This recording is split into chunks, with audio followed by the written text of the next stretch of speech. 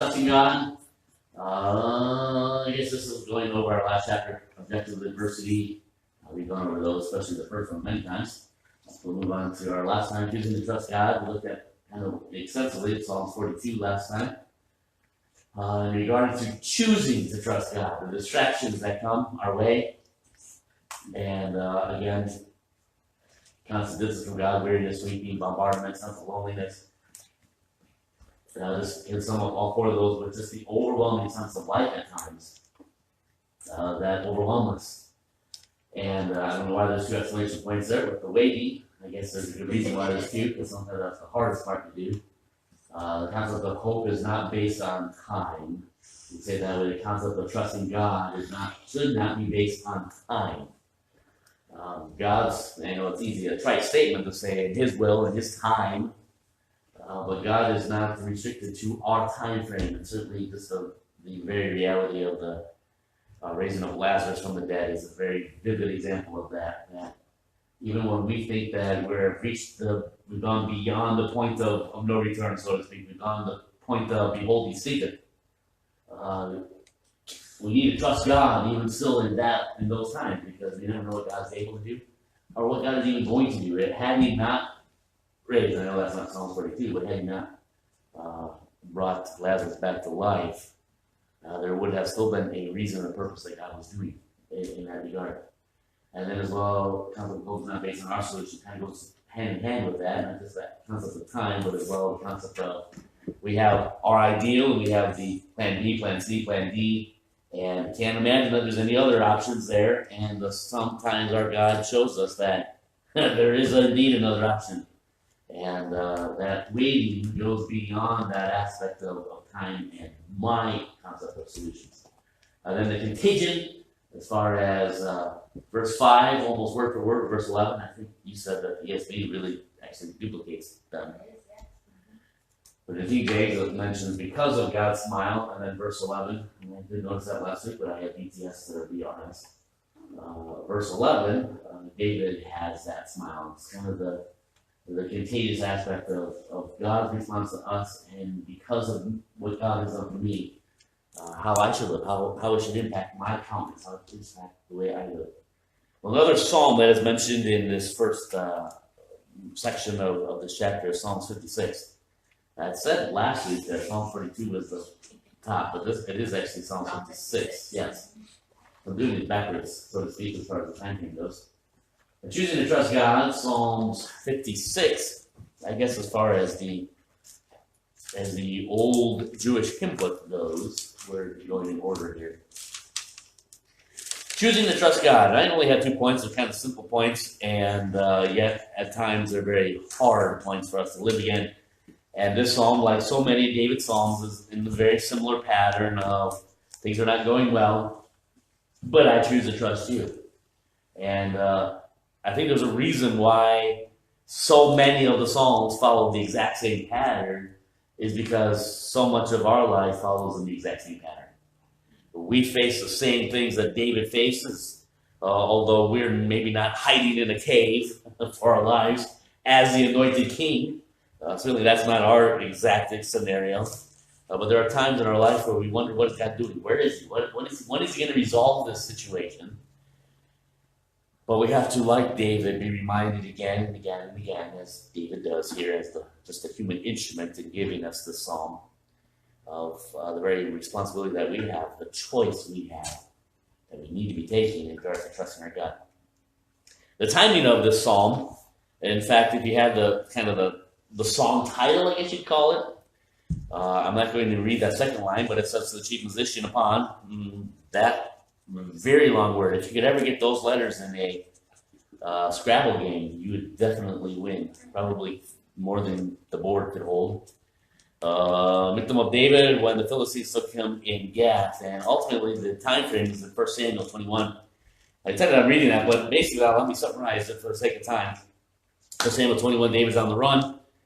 He's in hiding again, anointed king, running for his life, and he goes to the house of the Lord to beg for food and for a means of protection. And a lot could be said about 1 Samuel 21. Ultimately, he is given some food, and he is given Goliath's sword. And from there, he goes to Gath. And in Gath, they get wind of who he is, why he's there, what has happened, and what they all assume is going to happen. And I guess if you could say it this way, if you're a neighboring nation who has a great fear and concern of Israel, and now what do you call that? The fleeing king. There's a word for that. Anyway, this king that is in flight is now in your land, and now is your time to do something about this. That's where David stands as he writes the psalm. And from Psalms 21, in fact, verse 14, it says this. This is what the Septuagint says anyway. Behold, you see an epileptic man. Why did you bring him to me? When David is brought in for questioning to find out what's going on, why, and maybe even to the assumption of David as well, that this is not going to fare well for him. Here he thinks he's fleeing from one enemy, and he winds up in the laps of another. This is not going to work well. And it seems to be that, in my understanding, as I read it, the simplicity of it, and what's the hermeneutical principle? If common sense makes perfect sense, seek no other sense. And the common sense seems to make perfect sense that David puts on quite an Emmy Award-winning show of a crazy man, even to the point of foaming at the mouth. Now, those who are much more educated than I, well, that doesn't mean that they're actually necessarily right, but more educated than I, are assuming by the words and the connotation that this David actually was in such fear that he actually had an epileptic seizure. Some of the words, especially in 1 Samuel 21, make it clear that he made himself to appear as. And I kind of conclude again, if common sense makes perfect sense, no other sense.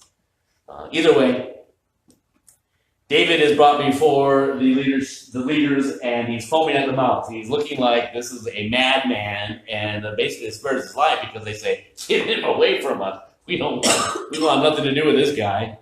And in essence, it saves his life. But could you imagine being in David's shoes, fleeing from one and finding himself in the arms, so to speak, of another, and the tragedy that could happen and what he thought could have happened?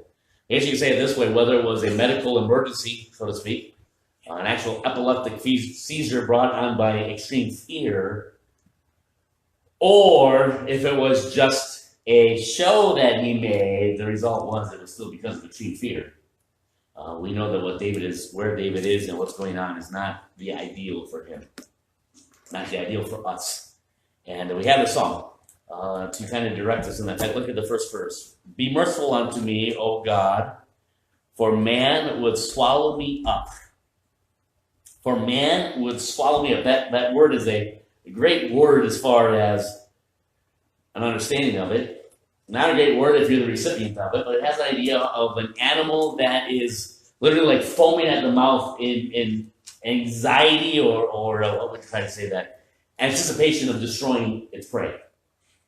I come home from work, and if our dog is aware that I come in the driveway, he'll jump on the back of the couch, and he just starts, like he's going to tear the window apart when he gets to me.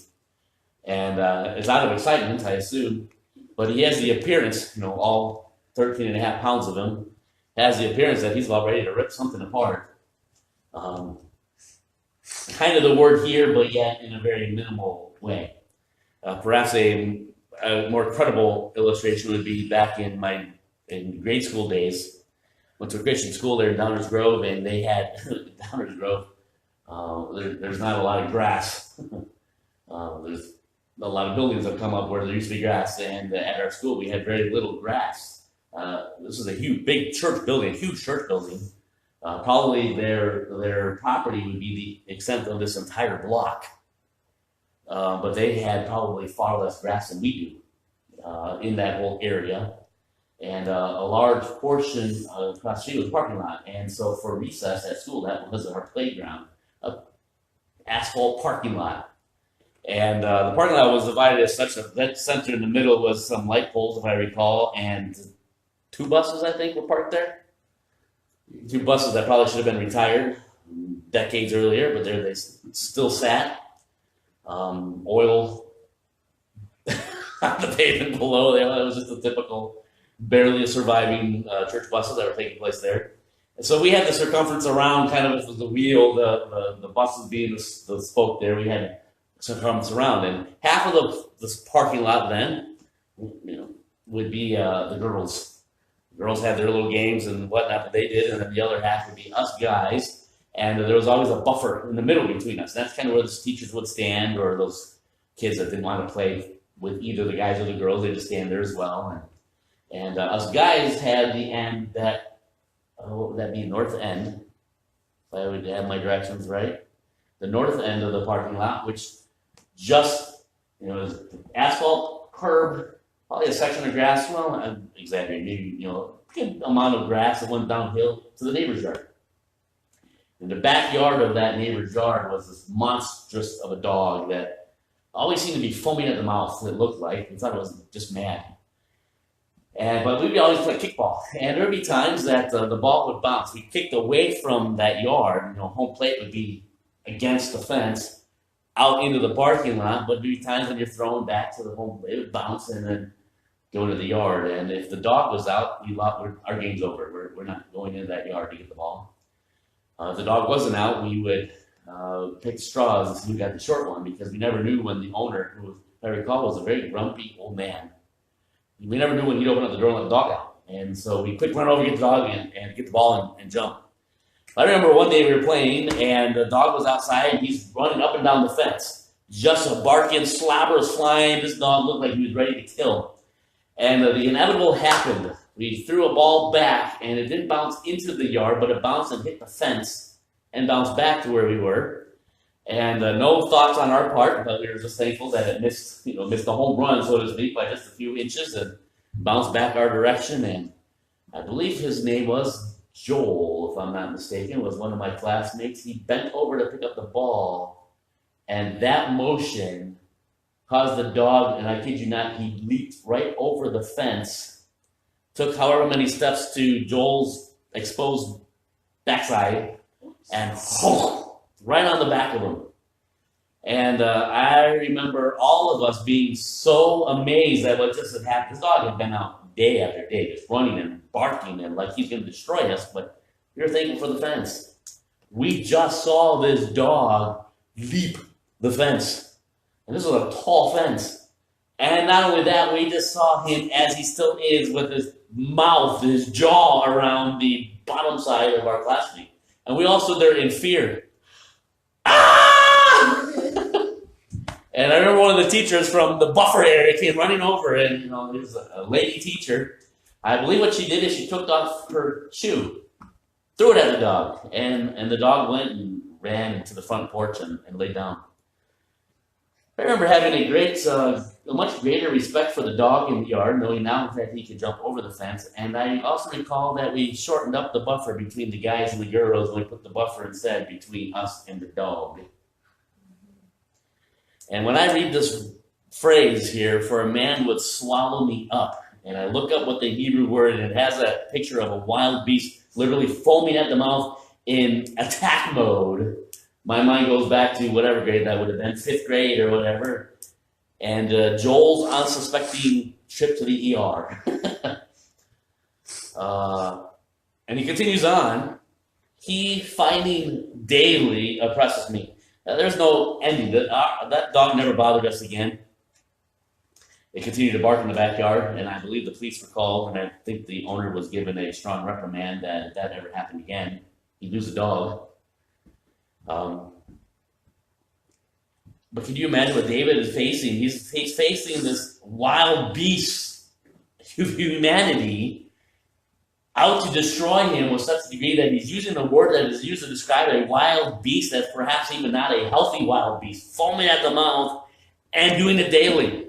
Mine enemies, verse 2, would daily swallow me up. Would they be many that fight against me, O thou Most High? Let's skip a few verses here. Verse 5, every day they wrest my words. All their thoughts are against me for evil. Have you ever had a great friend, say that in parentheses and quotation marks, who kind of spun every word you said, every phrase you said, everything that you said, they spun it around to make it look like you were bad? Kind of step in the shoes, not that I'm necessarily giving a blanket endorsement of our President Trump, but stepping into his shoes, it's his life. Everything he says gets spun around as if he is the enemy instead of actually the President of the United States. Every day they wrest my words. That has the idea they're spinning my own words against me. All their thoughts are against me for evil. They gather themselves together. They hide themselves. They mark my steps when they wait for my soul. Again, like a mad dog chasing us up and down that fence line. Just watching our every movement and following in conjunction with it. That's what's being described there in verse 6. David is living. I guess I didn't put any points up here. We need to know what our limits are. And as I finish up verse 6 there, notice, it's like so many of the Psalms, David's not coming before a holy God in a song saying, woe is me, I don't deserve this. He's not coming forth and saying, I'm better than this. Hey, I got this. He's the guy, if you look back again to 1 Samuel 21, he was just giving Goliath's sword. He's not saying, come on, bring it on. Let's see. I defeated the guy who once had this sword. Now you just come forward and let's go at it. Mano to mano here. He's not saying that. He's realizing his own limits. He's acknowledging that, in essence, not just his own limits. He's acknowledging that in and of himself, he has no hope outside of God. And I think a lot of times it's easy, I know in my life, in our lives, I would assume, that when we are facing, again, I can't imagine that we've ever stood in David's shoes as he is. But as we face our circumstances in our own way and in the way that we face similar things, how easy it is for us to kind of get the conclusion, let me say this way, how hard it is for us to admit this is beyond me. And until I can admit that this is beyond me, it's going to be a lot harder for me to trust God, because until that point, I'm trusting me. I got this. I can take care of this. I'm not afraid of this. I remember when I prepared to go to the missions field in Peru in freshman year of college, and ironically, in all of my life, I've always had a great favor with dogs. And except for Joel's dog there. And I remember in some of our meetings that we were having, as we met weekly in preparation for our mission trip, learning Spanish songs and going over different skits and plays that we were going to be doing there at different schools. And one of the things that we were challenged beyond the spiritual aspect that we were being challenged in was the fact that in Peru, they have a lot of dogs, but they're wild dogs, they're rabid dogs, and they just roam the streets. And I may have shared this before, but we were actually given lessons on how to kill a dog with your hands. Not because any of us wanted to go to Peru to kill a dog, obviously, but when you have a rabid dog pursuing you in Peru, it's not like the United States where you just go to the hospital all as well. This is a whole different environment here when you're in some like third world areas, so to speak. You can't get bit. You can't get bit by these dogs. And so we had to practice, without a dog, obviously, on what you do, what position you get in, and how you kill a dog with your hands before they can bite you with their teeth. And I remember thinking in my mind, I've never had a problem with dogs. My parents will attest to the fact that I've come home with many a dog. Growing up, just follow me, Mom. Can we have him? Can we keep him? And big dogs, little dogs, ferocious looking dogs, and cute looking puppy dogs. Never had a problem with dogs. Again, except for Joel's dog. And I do clearly remember being mentioned about the dogs and reminding myself that, I've never had a problem with dogs, and that I'm an exception to this. Except my mind kept going to that dog that I had for 3rd, 4th, 5th, and 6th grade, of great fear of this neighbor's house that had this ferocious dog in the back. And I could picture in my mind, even as a freshman in college, exactly why I needed to know. Because even though I had never had a problem with a dog, that dog didn't bite me. I knew that didn't leave me out of the exception clause. But yet, how often do we look at problems and say, I've never had a problem with that.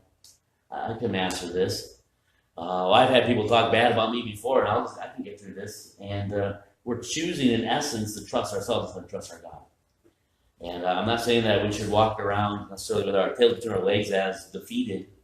But at the same point, the longer that I trust me, the longer it will take me to truly trust my God. Now, side note, I know that there's things that God expects us to do. We're not to be, trying to say, we aren't to just stand in front of a train and assume that God's going to stop the train. We have some responsibility. We have some personal responsibility. Yeah, we need to know our limits. We need to expect to trust our God because there are things that I cannot do. In fact, as David is pointing out, with Goliath's sword in his hand, Lord, I need you. And I've got these wild beast men around me, and I can't do it. This is not me. It goes well beyond me. But on the other side, you probably already know what my second point is going to be. We need to know our limits, but we as well need to know that our God is limitless. If you know Mr. E, I assumed that Joe would be here tonight, and I thought that I was going to put him into a humming spell there in the back row. If you know Mr. E, you probably know this verse here, verse 3, Psalms 56, verse 3. But time I am afraid, I will trust in thee. What time I am afraid, I will trust in thee. Now, can I ask some question? You don't have to answer this in your own minds. Answer this question. Other than when you were in your childhood, when was the last time that we felt afraid? When was the last time we admitted we were afraid? Again, I think, not saying that we're not trusting our God, but I am concluding at times that it's hard for us, although you know the jingle for Mr. E, it's easy for us to sing this verse, but it's a lot harder for us to admit this verse. I'm afraid, God.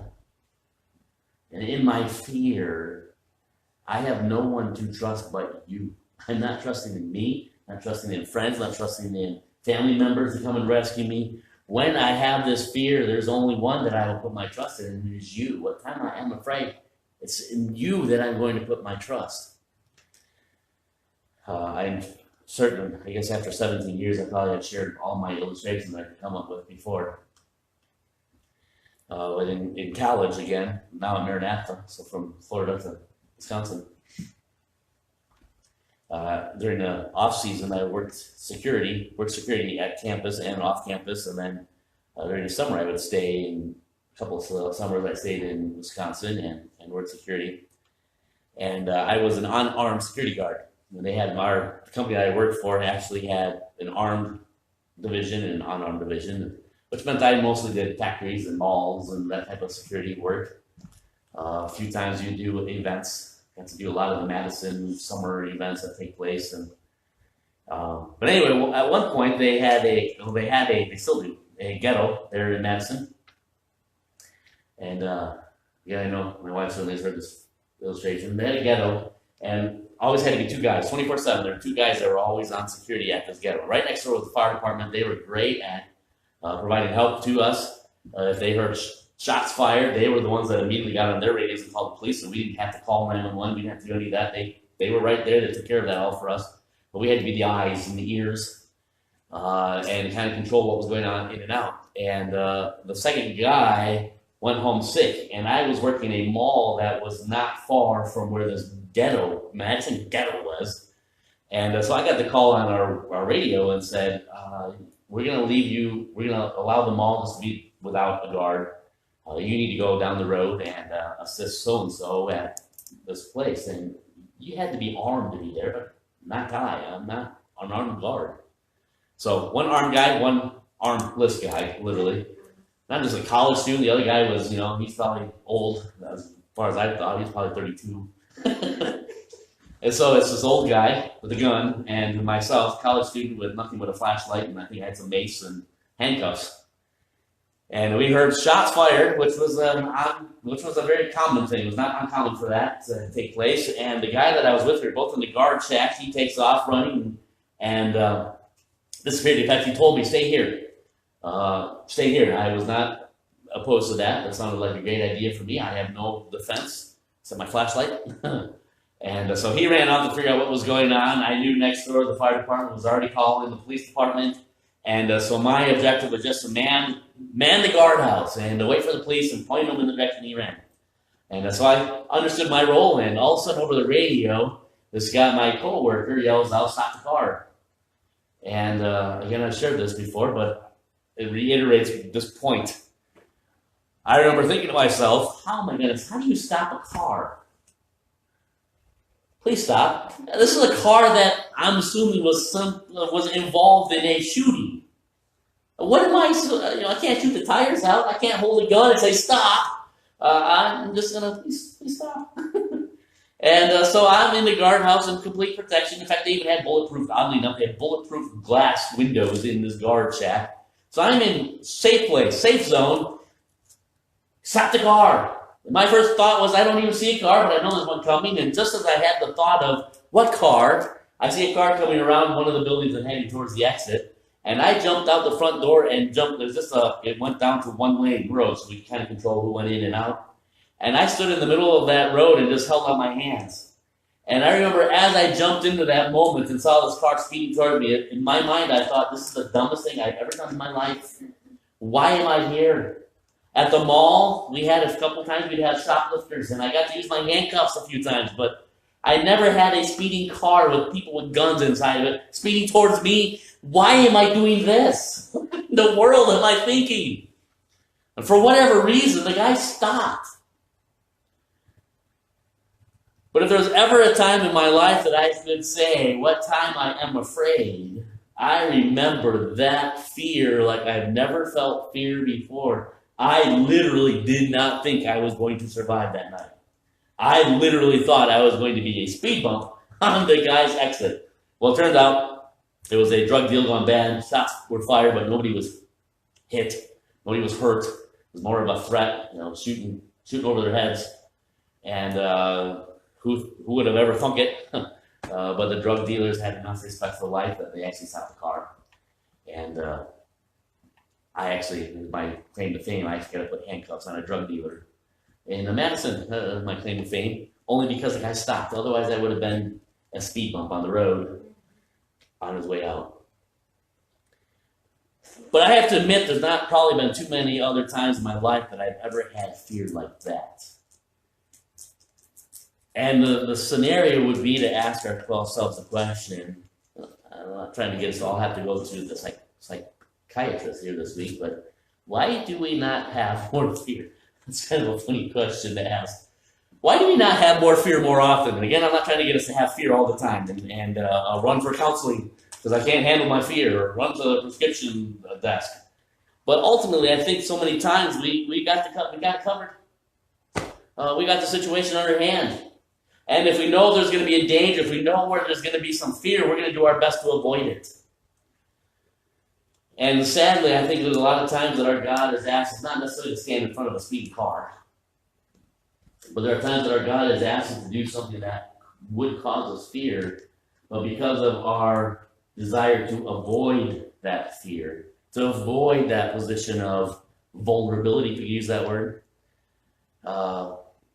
we stop short of truly learning what it is to trust and depend on a holy God who is always there and never leaves us. We're always doing our best to circumvent scenarios so I don't have to put myself where I have to trust in something besides me. How much are we actually learning how to trust our God? We can say, I trust God, but by our actions, when danger's ahead, and when I say danger, that might even be just going to the neighbor's house and sharing the gospel. But that's fearful, that's frightful, And so if we're always going like this around what God has called us to do because of our fear, number one, we're not understanding fear. And number two, we're not understanding trust. We're not understanding what God is going to do. We're not understanding as David could say, because he lived it. He faced it. What time I am afraid, and let me put this little parentheses in there, and I'm not afraid to admit it. What time I am afraid, I will trust in thee. In God, I will praise his word.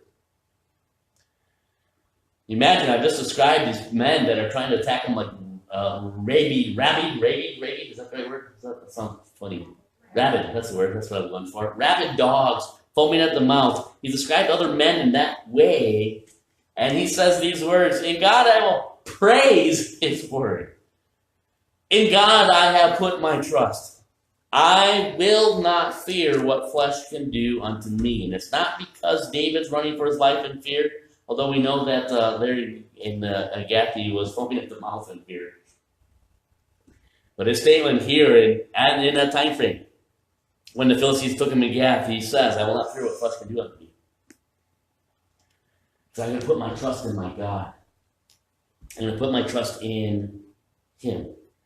And we need to know not only that, we need to stop depending on our own limits. I'll say it that way. In our own might, in our own strength. We got to stop depending on me or others to bail us out or others to keep us from harm, or others from doing this or that. But we need to be reminded that I need to learn how to trust my God. There are times in simple ways that God calls me to do something that scares the daylights out of us. We got to stop going around that. But we need to be able to say, I'm not afraid to admit it, but what time I am afraid, I will trust in thee. I will trust in God. And we continue on with the rest of them. In fact, let me just read them in closing here. Verse 7, so shall they escape by iniquity, in thine anger cast on the people of God. Thou tellest my wanderings, but put thou my tears into thy bottle. Are they not in the book? When I cry unto thee, then shall my enemies turn back. This I know, for God is for me. In God, again, will I praise his word. In the Lord, will I praise his word. In God, again, he says, have I put my trust. I will not be afraid what man can do unto me. And I don't know why David's rehearsing this, repeating this, but I think sometimes it's very important for us to do the same. Thy vows are upon me, O God. I will render praises unto thee, for thou hast delivered my soul from death. Wilt not thou deliver my feet from falling, that I may walk before God in the light of the living. And what a trust that David had, what a confidence he had. In our books, they quote, says it is always initiated by an act of will on our part. We set ourselves to believe in the overruling goodness, providence, and sovereignty of God, and refuse to turn aside no matter what may come or how we feel. That's what trusting God is all about. Again, it doesn't mean jumping in front of a train or a speeding car with gunmen inside. It doesn't mean that we aren't to take responsibility and use the head that God has given us, use the brain that God has given us, and realize that there are times that God has called us to do what we know we can do. In his might and his strength, by his direction.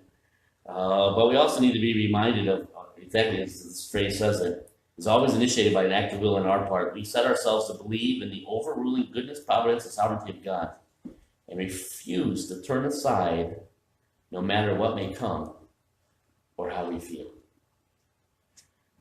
Refusing to turn to escape, refusing to turn aside and neglect what God has called us to do, refusing to throw up our arms and say, well, I can't do that.